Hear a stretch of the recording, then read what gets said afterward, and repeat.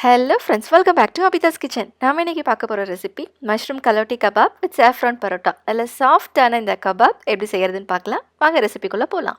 First நம்ம கலோட்டி masala ready பண்ணிக்கலாம். இதுக்கு 1 டீஸ்பூன் அளவு தனியாக, 10 நம்பர் அளவு வெந்தயம், 1/4 டீஸ்பூன் அளவு சோம்பு, மிளகு 1/4 டீஸ்பூன், பட்டை 1, நட்சத்திர சோம்பு ஒரு சின்ன துண்டு, லவங்கம் 3, ஏலக்காய் 2, பிரியாணி இலை 1. இது கூட 1/2 டீஸ்பூன் அளவு சீரகம், முந்திரி ஒரு 5 நம்பர் போல், கல்பாசி சின்ன துண்டு, ஜாவித்ரி 1, கடுக்காய் ரொம்பவும் கம்மியாக சேர்த்துக்கோங்க, கசகசா 1/4 டீஸ்பூன். இப்போ இது எல்லாத்தையும் நல்லா ஒரு பொடி மாதிரி நம்ம அரைச்சி எடுத்துக்கலாம். இந்த கபாப் பொறுத்த வரைக்கும் இந்த மசாலா பொடி தான் நல்லா ஃப்ளேவர் கொடுக்கும். இப்போ அடுத்து ஒரு பேனில் 2 டீஸ்பூன் அளவு நெய் இல்லைனா எண்ணெய் சேர்த்துக்கோங்க. ஒரு வெங்காயம் முழுசாக வதங்கணும்லாம் அவசியம் இல்லை. ஒரு பாதி அளவு நல்லா வதங்கினதும் 1 டீஸ்பூன் அளவு இஞ்சி பூண்டு விழுது சேர்த்து இதையும் நல்லா வதக்கிக்கலாம். இப்போ நான் 1 பேக்கெட் அளவு மஷ்ரூம் இந்த மாதிரி சின்ன சின்னதாக கட் பண்ணி சேர்த்துக்கிறேன். தண்ணி எதுவும் முன்னாடி சேர்க்காதீங்க, இந்த மஷ்ரூம்லேருந்தே நமக்கு தண்ணி வரும். இப்போ தண்ணியில் நல்லா பிரிஞ்சு வந்ததும் ஒரு 1/2 டீஸ்பூன் அளவு மிளகாத்தூள் சேர்த்து இது நல்லா ட்ரை ஆகிற வரைக்கும் நல்லா வதக்கிக்கோங்க. தண்ணி கொஞ்சம் கூட இருக்கக்கூடாது, நல்லா கம்ப்ளீட்டாக ட்ரை ஆகணும். இப்போ இது நம்ம நல்லா ஆற வச்சிடலாம். அடுத்து ஒரு மிக்ஸி ஜாரில் ஒரு 1/4 கப் அளவு பாதாம் சேர்க்குறேன். இதை நல்லா பொடி மாதிரி அரைச்சி எடுத்துக்கலாம். அடுத்து நம்ம வேக வச்ச சன்னா ஒரு 1/2 கப் அளவு சேர்த்து இதையும் நல்லா அரைச்சிக்கலாம். தண்ணிலாம் எதுவும் சேர்க்காமல் இந்த மாதிரி நம்ம அரைச்சி எடுத்துக்கலாம்.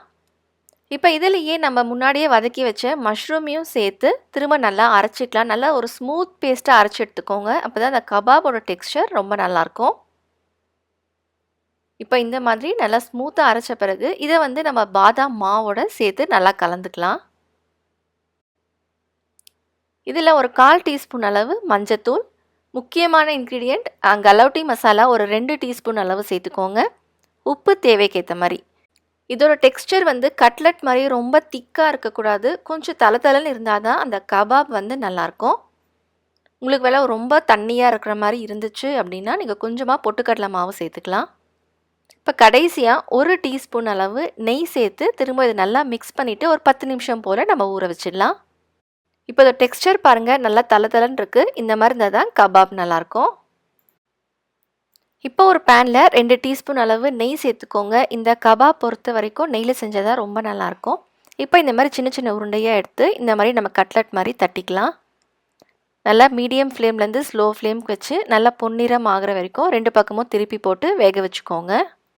அடுத்து நம்ம சாஃப்ரான் பரோட்டா எப்படி செய்கிறதுன்னு பார்க்கலாம். இது செய்கிறதுக்கு ஒரு 1/4 கப் அளவு மைதா எடுத்திருக்கேன். ஒரு சிட்டிகை அளவுக்கு பட்டைத்தூள், உப்பு தேவைக்கேற்ற மாதிரி, சர்க்கரை 1/2 டீஸ்பூன் அளவு சேர்த்துக்கலாம். ஓமம் கொஞ்சமாக சேர்த்துக்கோங்க, அதிகமாக சேர்க்க வேண்டாம். இது கூட நம்ம ஊற வச்ச குங்குமப்பூவோட தண்ணி சேர்த்துக்கலாம், இல்லைனா பால் சேர்த்து செஞ்சாலும் ரொம்பவே நல்லாயிருக்கும். இப்போ இதில் கொஞ்சம் கொஞ்சமாக தண்ணி சேர்த்து நல்லா ஒரு பரோட்டா பதத்துக்கு பிசைஞ்சு வச்சுக்கோங்க. இப்போ இது மேலே கொஞ்சம் நெய் இல்லைனா எண்ணெய் தடவிட்டு ஒரு 1/2 மணி நேரம் போல் ஊற விட்டுட்டு அதுக்கப்புறம் நம்ம பரோட்டா தேய்ச்சிக்கலாம். நல்லா மெல்லிசாக தேய்ச்சிட்டு மேலே எண்ணெய் இல்லைனா நெய் கொஞ்சமாக சேர்த்து இந்த மாதிரி மடித்து தேய்ங்க. அந்த லேயர்ஸ் ரொம்ப அழகாக ஃபார்ம் ஆகும். இப்போ கடைசியாக தேய்க்கும் போது ரொம்ப மெல்லிசாக தேய்க்க வேணாம், கொஞ்சம் திக்காக இருந்தால் தான் அந்த லேயர்ஸ் நல்லா ஃபார்ம் ஆகும். இதை நம்ம மீடியம் ஃப்ளேம்லேயே வச்சு 2 பக்கமும் வெந்த பிறகு தனியாக எடுத்து வச்சிடலாம். அவ்வளவுதாங்க, கலோட்டி கபாப் வித் சாஃப்ரான் பரோட்டா சூப்பராக ரெடி ஆகிடுச்சு. நீங்களும் இதே மாதிரி செஞ்சு பார்த்து எப்படி இருக்குன்னு சொல்லுங்கள். உங்களுக்கு இந்த வீடியோ பிடிச்சிருந்தா மறக்காமல் லைக் பண்ணுங்கள், ஷேர் பண்ணுங்கள், சப்ஸ்கிரைப் பண்ணுங்கள். தேங்க்யூ.